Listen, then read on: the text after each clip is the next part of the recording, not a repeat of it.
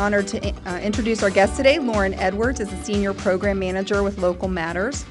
Lauren is a longtime advocate for healthful food education, and she has a master's degree in city and regional planning from The Ohio State University.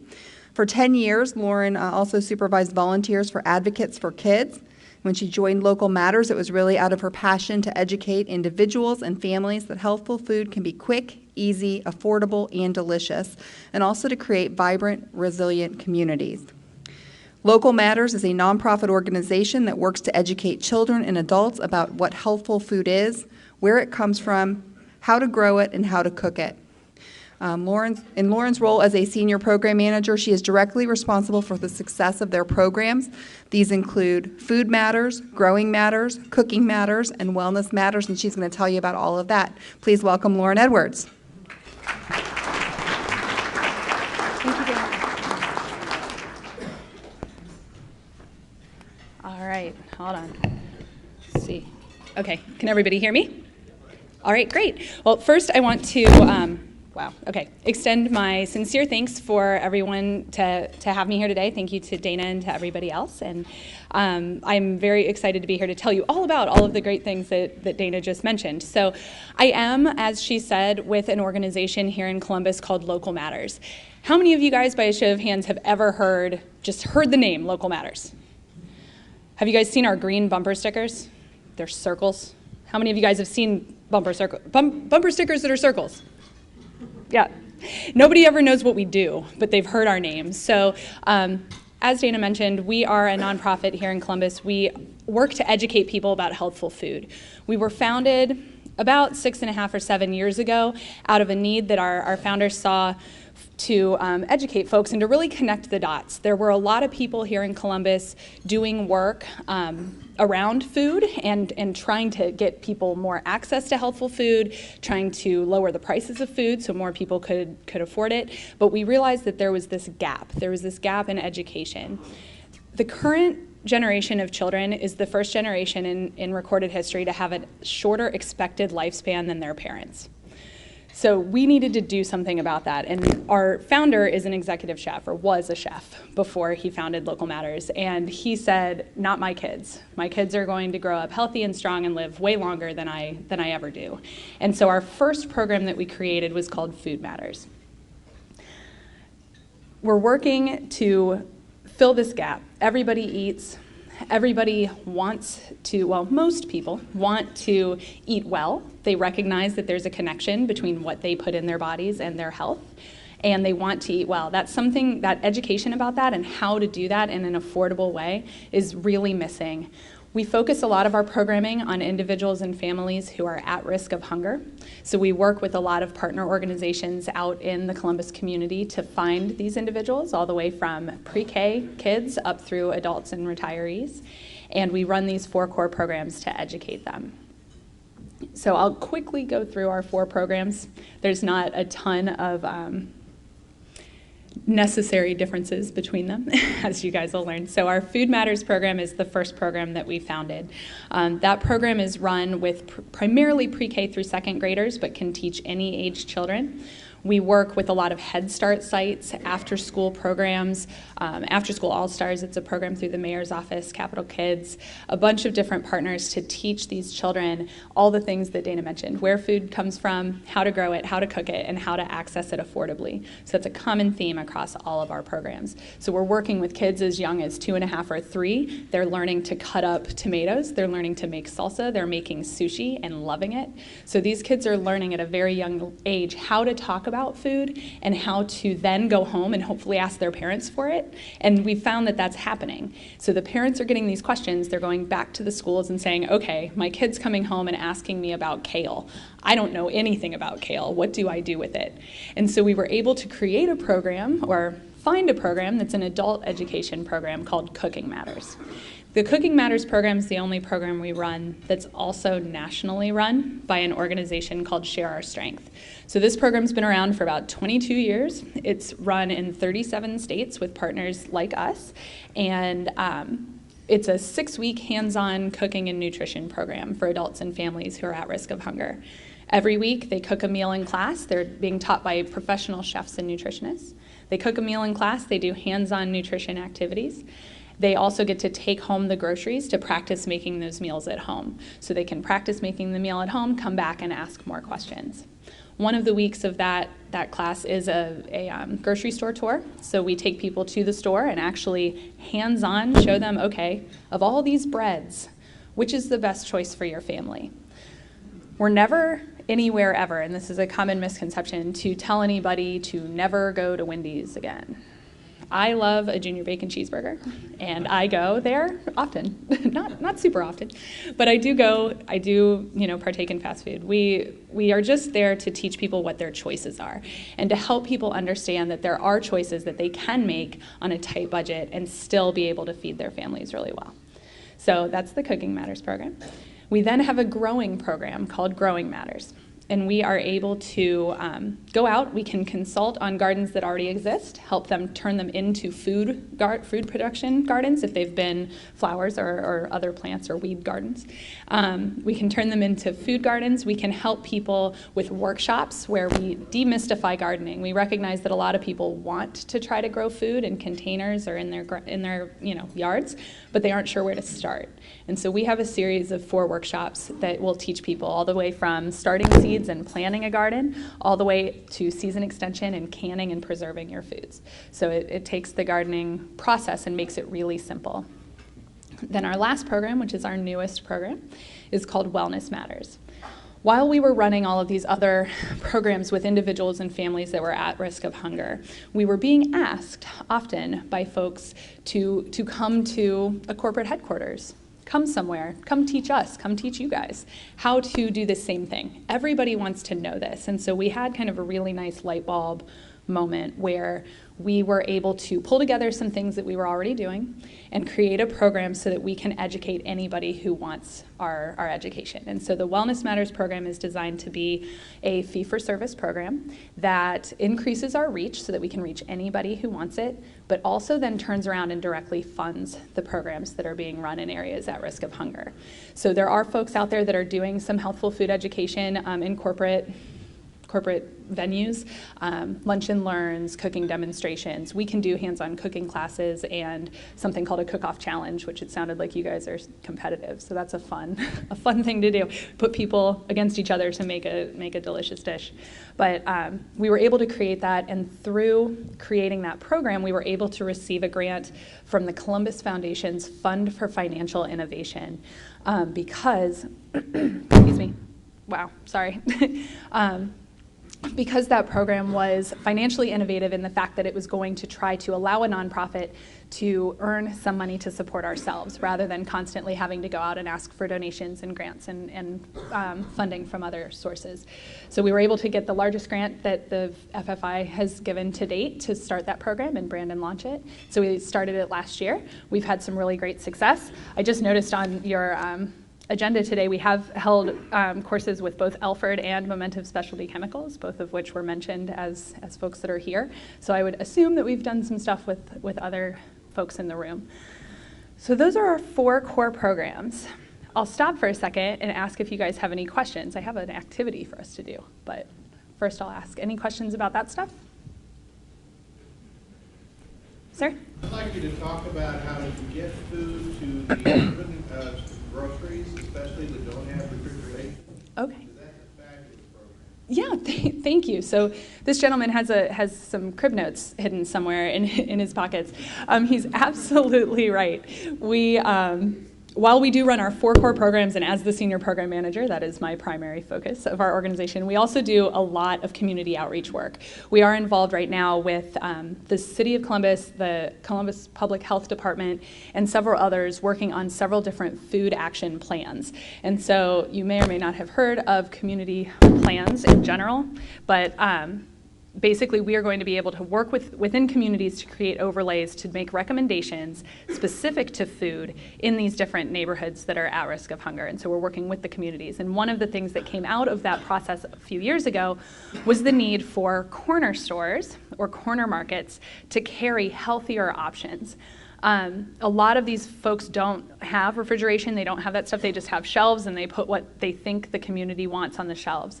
They tend to be fairly pricey because they're not really a full service grocery store, but for some individuals, that is their only option as far as getting and reaching any kind of food for their family on a regular basis. They can't make it to a Kroger, they can't make it out to a bigger grocery store. So we have worked with the United Way of Central Ohio and several other community partners to help create a program called Fresh Foods Here.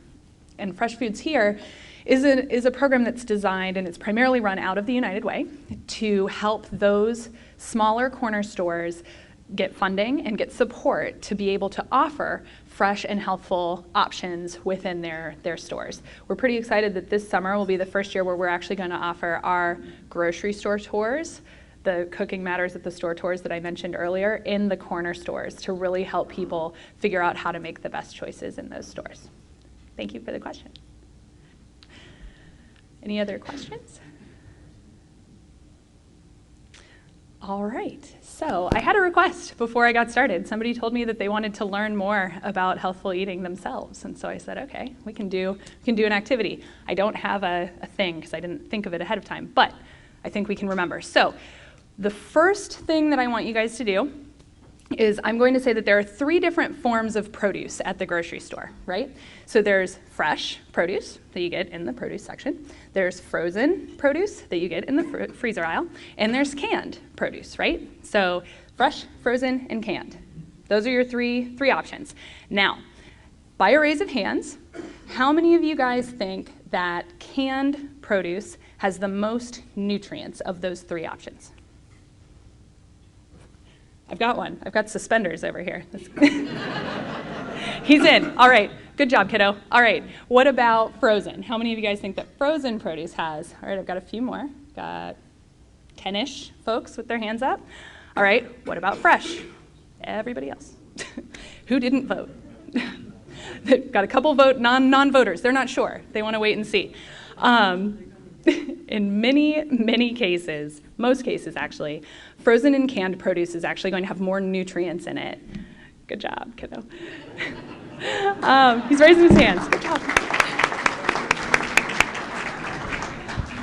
Okay. So in many cases, most of the cases, frozen and canned are going to have more nutrients than fresh. Can anybody tell me why? Additives inside the cans that protect the vitamins? That could be right, yeah? Because the frozen and the canned are picked when they're fresh, and then immediately frozen, rather than the fresh are picked before they're fresh and then shipped. Bingo. So I'll repeat what was just said in case you guys couldn't hear it. So the frozen and the canned are allowed to stay on their plants for a long time. They're allowed to stay on their plants until they are ripe. Nobody wants to pay to pick something that's ripe and then store it for a while and then can it. Doesn't make any sense, right? We're all business people in here. That doesn't make any sense at all. You're going to spend all kinds of money. So instead, they leave the plant, the vegetable or the fruit on its plant and until it's ripe, and then it's picked at what is called the peak of freshness. So the peak of freshness, picked, and then instantly canned or frozen. Now, how many of you guys buy green bananas at the store? Or at least partially green, right? You take them home, then they get ripe. So what color were they when they were picked? Like bright lime neon green, right? So those bananas did not have very much of a chance to get nutrients from the gorgeous sun that we see outside today. And the sun is what gives us all nutrients. And so the sun gives the nutrients to the plant. We eat the plant, we get the nutrients.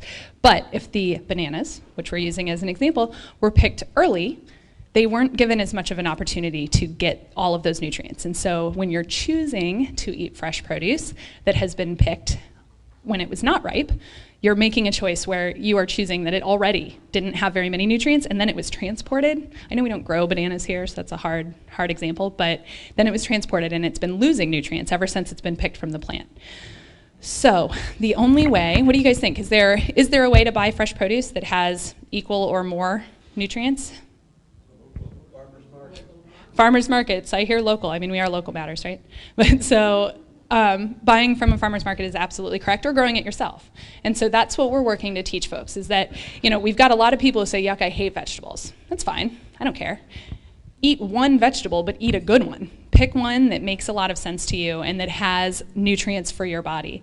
We also teach folks a bunch of other really quick and easy things. So I'm going to go through, and because now that we know what we know, we're going to do an imaginary pro-con chart. So imagine my pro-con chart right here.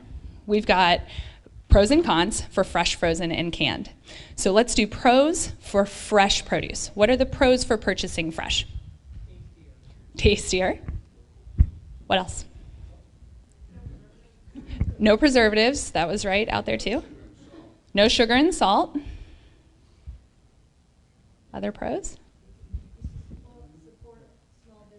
You can support small business, buy local. You didn't have huge transports. There's not a lot of transportation involved most of the time. Less or no packaging. Less or no packaging, that's correct. All right, what are some cons of fresh produce? Spoilage. I heard spoilage and rotting, both. Yeah, can definitely rot. They can also drive up the prices because they say, "Ooh, look, it's fresh." This kid's got like a marketing future over here. You are absolutely right. Fresh is the tagline right now, right? Like Wendy's. Apparently, I'm on a Wendy's kick today. Wendy's has, fresh lettuce on their burgers. Okay. Yeah, cons? Somebody sneezed on them. Somebody could have sneezed on them. But in all seriousness, most of this listeria and these kinds of outbreaks come from fresh food. So it is mishandling of the fresh food is definitely something you need to worry about. All right, let's do pros and cons of frozen. Pros for frozen produce. You can keep it in a freezer for a longer time than you can with fresh food. You can keep it in a freezer. That's absolutely true. You could also freeze your fresh food, though, if you really wanted to. But freezing is a good storage method. Convenient. It's convenient. In a lot of cases, it's already pre-cut up for you, so you don't have to do anything, right? Others? You can control portions. You can control portions, right? So you're not going to have the same wastage as you might with fresh food. You lose flavor. Where we go? I'm getting to the cons. All right, so cons for frozen. You might lose flavor, wherever that came from over here. Losing flavor is definitely an option. Now, I will say I normally get one tastier in both fresh and frozen. Somebody out there just doesn't want to say it, but they like the taste of frozen food better, frozen vegetables. You can get frostbite from it if you hold it so long. There can be frostbite if you store it in the freezer for too long. What other cons? You can eat frostbite. Do you have one? See. Oh, well, we can do a pro and a con. We were moved quickly to the cons. You can get vegetables you can't get locally. That's true. You could get vegetables that you can't get locally that were, so maybe a wider variety. Don't learn how a vegetable really looks like. But yeah, it's a con because kids may not learn what a vegetable actually looks like or where it comes from. I saw a hand back there somewhere. Oh, I was just going to say a con. Somebody might have sneezed on it. We'll keep that. Yes, cons. We've got sneezing in all three categories over here. Greatest energy consumption. The frozen. Yep, big energy consumption. Absolutely right. Flash frozen. Oh, yes? It's got packaging, right? So it's been packaged in some sort of plastic bag, and who knows what plastic is doing to all of us. One prolonged power failure, and you've got either garbage or time to make a large soup. Yes, so a power failure, and you're in trouble. You lose all of your frozen food. What about if you don't have a freezer? You guys have freezers. A lot of our folks don't. So they can't buy frozen. It's not an option. All right, let's go to canned. Nobody ever says they like canned taste. It's just never on there. But so pros for canned. Actually, it has probably the most nutrients in it. A lot of them, they are the most delicious thing in the world. See, that kid likes the taste of canned vegetables. All right, we've got taste. Shelf life. They last, a million years. Storage, what? I'm sorry? Storage cost. Yeah, zero. Zero storage cost, right? You need a shelf or somewhere, I don't know, wherever, put it. The canning process often destroys the flavor and the texture. The can as a con, so we'll do pros and cons together for this one. So the con can be that the flavor is not as good, or that the texture is definitely not as good. So depending on what you're using it for, probably may not be the best choice. Yes, so for each of the frozen and canned categories, there's something that you guys need to look for. For both of them, you want to look for added salt.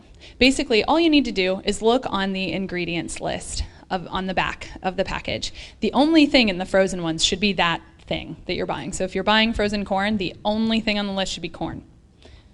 Not water, not salt, not sugar, nothing else, corn. On canned, often it's going to be water and that thing because that's what it's canned in. So water and corn, but also same thing, no salt, nothing else. Buy the no salt added items, but if you have cans of food at home that are not no salt added, if you rinse and drain them several times, you get rid of all the salt and you are just as good as if you had bought the others. Any more pros and cons for canned? What is it when it says it's in its own juices? Is that pro or con? That is a great question. So what do you guys think? I'll throw that out to you. The question was, what does it mean, or is it a pro or a con if something is canned in its own juices? You've said lots of things. Let's give somebody else a chance really quick. Pro or con? Pro. Why?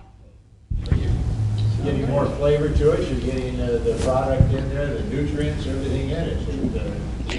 Everything's in there. It's absolutely true. And the alternate option, as far as fruits go, which are typically the ones canned in their own juices, is in heavy syrup. Syrup, that's just straight up like corn syrup in a jar. So you're right, juices. Juice is the way to go. All the ones that are labeled light, and I know I do the majority of my shopping at Kroger, and so they have it all fancy and color-coded for you. So all the light ones are blue, and all the regular ones are green, the cans. So you can buy the blue cans, and they're all in juice. They aren't light because they've got some weird like sugar fake something in it. They're light because they're in their own juice instead of in a syrup. So looking for the blue ones. That's what I do at Kroger. Other pros and cons? The cans. What, con or pro? Is a con. The cans can be a con. There is a regulation that requires them to be safe on the inside, which I know for most of you guys you'll remember that they were not safe on the inside. Not all of the companies have to be there yet, so we're almost there. But so still being a little bit careful with the cans. Yes. It takes less time. The canned veggies, she said, takes less time. Absolutely right. A lot of them don't take any time to cook. I mean, you can eat canned corn straight out of the can. I mean, that's fine. Yeah. You need a can opener. That kid can come work for Local Matters because that is absolutely right. Similar to the freezer question, a lot of our participants don't have a can opener. So can they buy canned produce? Probably not, unless it's got a pop top. So we have to be really careful when we're talking about our different options. There's one category you haven't mentioned, that's dried foods. That is true. Dried foods. That's absolutely true. We can definitely buy dried foods. It's similar to frozen and canned, where they would have been picked and processed close to their peak of freshness. In most cases, they're not going to be processed at the same place as they're grown, so they are going to need to be transported a bit. But then when they're dried, it's basically taking out the water. I mean, literally. So it's okay to have dried fruit. I actually feed that to my children a lot for a snack. You can do it at home if you have an oven. All right. I'm going to be done with fresh, frozen, and canned. My imaginary pro-con chart is done. So we do that activity a lot in our courses. We like to open people's eyes to the idea that they don't have to go into that produce section and look for the 100% certified organic tomato, and that's their only option at $5 a pound. That they have other choices, and that canned tomatoes can be just as good for them, if not better, in many, many cases. And so we're out there to teach people those tricks. We try to use really easy phrases. So I'm going to teach you guys one before I go. I've got a couple more minutes in a minute. So I'll teach you guys an easy phrase that'll hopefully help you when you go to the grocery store later today or later this week. But so we're out there to teach folks that they have a lot of choices, they have options. We can teach this to anybody from little kids all the way up through adults, and anybody from any background in any cultural area of town. So I want you guys to repeat after me when I teach you this phrase. So the phrase is, eat the rainbow. Eat the rainbow. Now, can anybody guess what that means? And it has nothing to do with Skittles, whoever is going to say that. Things with different colors mean different vitamins. He's exactly right. So he said eat things that are different colors because different colors have different vitamins and nutrients. So it really is that simple. So if you're looking at your cart at the grocery store or looking at your meal plan for a day or a week, what I do, I have several small children, and I look at their plan for the day, and I make sure that they have red, orange, yellow, green, blue and purple, brown and white. And as long as they have all 6 of those categories in there, I feel confident that they are getting the nutrients that they need. So when you look at your cart at the grocery store, if your cart doesn't have any yellow stuff in it, go find some. Put it in there. Now you've got all the colors you need. And make your cart, think of your cart as what you're going, it is what you're going to be eating. And so when you're thinking about making sure you're making healthy choices, people who complain to me all the time about their kids only eating chicken nuggets and Oreos, I'm saying, are those things going in their grocery cart or yours? You're putting them in the grocery cart. So you're making that decision and you're making that purchase. What's the benefit of organic? All right, so that's a great question. And since I don't have a lot of time, I'm not going to throw it back to you guys. So I'll just answer it. So there's a difference between local and not local, and then there's a difference between organic and not organic. So organic product has been grown in a way where they are not using many chemicals. It's not no chemicals, because there's a very short list that organic or certified organic allows, but they are grown using a lot less chemicals. And so the idea is still, as far as the nutrients go, it's still the same. So we don't grow avocados here either. So you can't get an Ohio avocado. So your avocados are going to be the same as far as nutrients go, whether you're buying a Mexico regular avocado or a Mexico organic avocado. However, the question is not about the nutrients. The question is about the chemicals. And so when making a choice to choose organic food, you're choosing that because you don't want to ingest the chemicals that have been used in the growing process, in the spraying process, in the processing process, in the transportation process. So recently, I don't know, maybe 8 months ago, there was a study that came out that debunked the myth that organic was healthier. I'm like, well, I never said organic was healthier. We said organic has the same nutrients in most cases, but that it doesn't have any chemicals. So if that's a choice that you can afford and want to make for your family, go right ahead. Yeah. Can you speak about GMOs? I knew that was going to come up. All right, so the question was about GMOs, which stands for genetically modified organisms.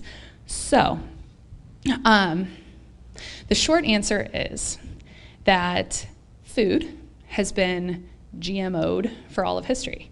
That's what farmers do. They breed foods together to create other foods, or to create a disease-resistant crop, or to create something like that. And so the general concept and idea behind GMOs is a fairly strong one, and is one that's backed in history. The way that it's being done may not be, because a lot of the research started to help feed people in other parts of the world where there's a massive drought and they rely on rice. So we need to figure out a drought-resistant rice. And so that's where this started. And we think that's all a very good, serve others kind of method, and that's what you want to do. However, a lot of the chemical companies and the fertilizer companies got a hold of these processes and started making, Roundup-resistant corn. And that's not the point. And so I think you can't make a really blanket statement about GMOs being good or bad, because I think the concept is good and what they were originally intended for, and what is still happening in many, many places, universities and different places like that, is great. And so that should continue. But the conversation is more with these bigger organizations that are trying to make it so that their corn is the only corn that can grow in a particular spot. I'm officially out of time. I will be sticking around down here, so come see me. Thank you guys so much for having me. Please come and join us next week to hear Dr. Peter Mansour speak about the ISIS threat. This meeting is adjourned.